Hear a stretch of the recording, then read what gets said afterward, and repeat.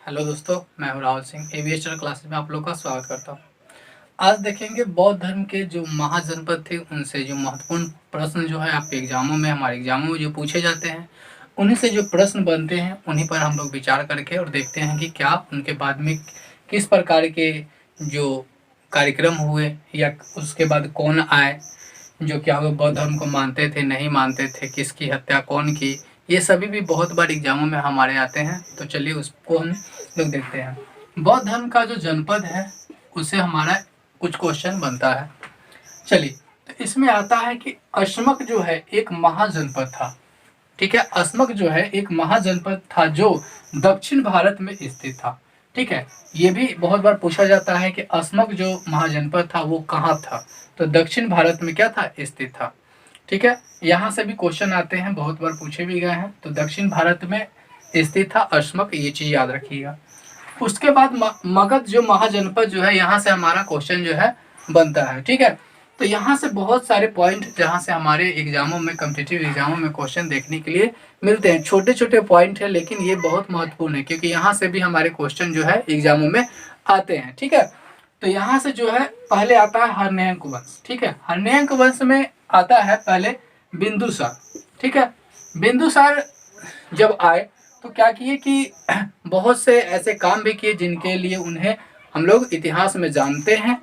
ठीक है, इसके साथ साथ क्या है कि आगे उन्होंने बहुत ऐसे काम किए जो बुद्ध के साथ उनका नाम आज तक जुड़ा हुआ है और चलता है। ठीक है, तो इनसे जुड़े जो है क्वेश्चन हम एग्जामों में देखते हैं और इसी पे विचार करके हमने ये टॉपिक बनाया है, जिससे आपका क्वेश्चन जो है एक भी प्रश्न जो है एग्जामों में न छूटे।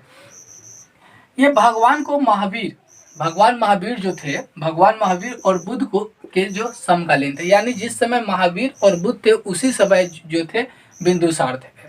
ठीक है, और इनके समयकालीन का मतलब होता है कि जो जिस समय वो जन्म लिए थे उसी समय ये भी कहीं पर क्या करते थे, राज चलाते थे। जैसा कि आगे आपको मिलेगा कि कहाँ राज चलाते थे, तो वहां पर इनका भी राज था, क्योंकि ये जो राजा नहीं थे, ये एक महात्मा के रूप में कार्य करते थे, भगवान महावीर और बुद्ध। ठीक है, तो उन्हीं के समकालीन जो है बिंदुसार थे। बिंदुसार का जो डॉक्टर था जीवक, ठीक है, इन्होंने बुद्ध का भी इलाज किया था। बहुत बार एग्जामों में आता है कि बुद्ध का इलाज जो है किन्होंने किया था, तो याद रखिएगा जीवक जो है बुद्ध का भी इलाज किया था। बुद्ध का जो जब भी कुछ इस तरह का उपचार की जरूरत पड़ती थी तो वो जीवक द्वारा किया जाता था, और ये बिंदुसार के डॉक्टर थे। इससे पता चलता है कि बिंदुसार जो है बौद्ध धर्म को क्या करते थे, मानते थे और उनको अपनाए थे, जिसके कारण वो अपने आसन में, अपने क्या बोलते हैं जो शासन काल में उनको वो उपलब्धियां दी, जिससे क्या करके उनका डॉक्टर जो है बुद्ध की भी इलाज की। चलिए, उसके बाद है बिंदुसार और बौद्ध धर्म को मानने वाले थे। जैसा कि हमने बताया है कि बौद्ध धर्म को मानने वाले बिंदुसार थे। ठीक है, उसके बाद आता है अजात शत्रु। अजात शत्रु बहुत जगह लिखा मिलता है लेकिन अजात शत्रु होता है। ठीक है, तो अजात शत्रु जो है, इन्होंने अपना पिता भीम बिंदुसार, इनका पूरा नाम जो है भीम बिंदुसार, इनकी हत्या करते। इनके आगे जो चलते गए वो अपने पिता की हत्या करके अपने शासन पर बैठते गए। ठीक है, जैसा आगे आपको देखने के लिए मिलेगा। तो क्या किया, अजात शत्रु ने पिता की अपने हत्या की। उनका पिता का नाम क्या था, भीम बिंदुसार। बहुत बार एग्जाम में पूछा जाता है कि अजात शत्रु के पिता का नाम क्या था, तो भीम बिंदुसार था, या बिंदुसार के नाम से उन्हें जानते हैं। ठीक है, इसलिए उन्हें जब उन्होंने पिता की मृत्यु की तो उन्हें पितृहंता कह करके संबोधित किया गया। बहुत बार एग्जामों में ये भी प्रश्न हमें भी देखने के लिए मिला है, आपको भी देखने के लिए मिलता होगा कि पितृहंता किसे कहते हैं। तो अजात शत्रु को पितृहंता के नाम से जानते हैं, क्योंकि उन्होंने अपने पिता की क्या की थी, मृत्यु की थी, अब मार डाला था, हत्या करती, इसीलिए उन्हें पितृहंता नाम दिया गया है। ठीक है, उसी टाइम दिया गया था। इसने बिहार के राजगीर में विश्व शांति स्तूप की स्थापना की, निर्माण किया। बहुत बार ये भी पूछा जाता है कि राजगीर में जो विश्व स्तूप जो इमारत बनाई गई है उसकी निर्माण, उनका स्थापना किन्होंने किया था, तो अजात शत्रु द्वारा राजगीर में जो है एक बौद्ध स्तूप बनाया गया, यानी शांति स्तूप बनाया गया, जिनकी निर्माणकर्ता जो है अजात शत्रु थे। उनके शासन काल में ही विश्व शांति स्तूप का वहां पर निर्माण करवाया गया। तो ये बहुत बार क्वेश्चन आता है एग्जामों में, इसलिए आप इस पॉइंट को भी ध्यान में रखेंगे। ठीक है, चलिए आगे चलते हैं। इसके बाद जो आता है उद्दीन आता है, ये भी बहुत बार आता है। ज़्यादा बड़ा क्वेश्चन नहीं है, लेकिन यहाँ से भी आता है। बोला जाता है कि अजातशत्रु की हत्या किन्होंने की? तो अजातशत्रु की हत्या उनके पिता उद्दीन ने की थी। जैसा कि अभी बताया कि अजातशत्रु ने अपने पिता की क्या की थी? हत्या की थी, भीम बिंदुसार की।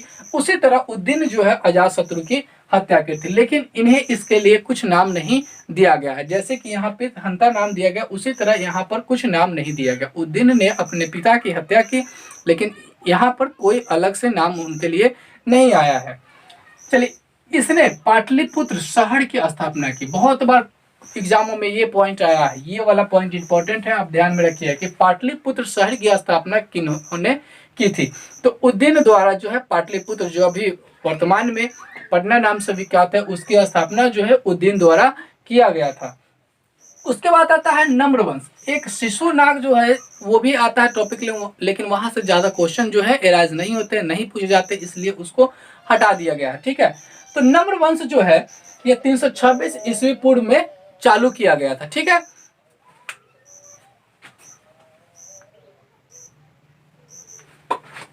तो नम्रवंश से बहुत सारे अधिक क्वेश्चन बनते हैं, तो चलिए देखते हैं। 326 ईस्वी पूर्व। ईस्वी पूर्व का मतलब हम आप लोगों को बार बार समझाते हैं कि ईस्वी पूर्व का मतलब होता है यीशु मसीह के जन्म से पहले, और ईस्वी का मतलब होता है जैसे 1 2 से स्टार्ट होते हैं। जैसे कि इसको मान सकते हैं कि एक ईस्वी शताब्दी में जो माइनस में जाता है उसी को ईस्वी पूर्व बोलते हैं, जो प्लस में जाता है उसको ईस्वी बोलते हैं। ठीक है, तो 326 ईस्वी में सिकंदर के आक्रमण के समय घनानंद मगध का क्या था? राजा था। ये बहुत बार क्वेश्चन आता है कि जब नम्रवंश जो था 326 ईस्वी पूर्व में सिकंदर के आक्रमण के समय मगध का राजा कौन था? तो मगध का राजा कौन था? घनानंद था। ये चीज याद रखिएगा। उस समय जो थे, जिस समय सिकंदर ने भारत पर आक्रमण किया था, उस समय जो है मगध का राजा कौन था? घनानंद थे। ठीक है, ईरान का डेरियस, ईरान का डेरियस जो है प्रथम व्यक्ति था जिसने 512 बीसी यानी 512 ईस्वी पूर्व में भारत पर आक्रमण किया। ये बहुत बार क्वेश्चन आपके बीपीएससी में पूछा गया है कि किन्होंने या कहाँ के व्यक्ति जो है, जैसा कि यहाँ नाम दिया गया है डेरियस, कौन से व्यक्ति जो है भारत पर पहली बार आक्रमण किया था? तो 512 ईस्वी पूर्व में क्या हुआ था? डेरियस नामक जो ईरान के एक शासक थे, उन्होंने भारत पर प्रथम बार आक्रमण किया था।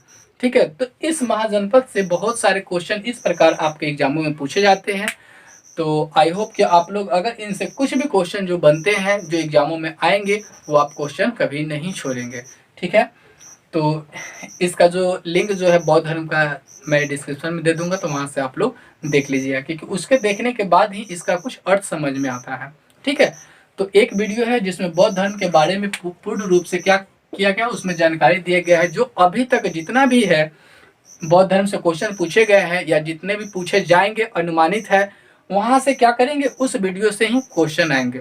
इसलिए उस वीडियो को पहले जाकर देखें, तो फिर आगे आकर के इन वीडियो को देखें, जिससे आपको पूर्ण रूप से बौद्ध धर्म और बौद्ध धर्म के महाजनपद जो है उनसे संबंधित पूरे क्वेश्चन जो है घटना चक्र में देखिएगा, तो इससे अलग से क्वेश्चन नहीं होंगे। और वहां तक जो है वहां से ही क्वेश्चन पूछे जाएंगे। जब भी आपको सेट में इस प्रकार के क्वेश्चन मिलते हैं या अलग से मिलते हैं, तो आप हमें कमेंट करके बताएं।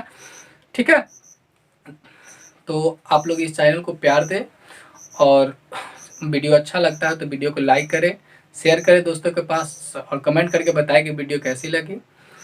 Thank you for watching this video.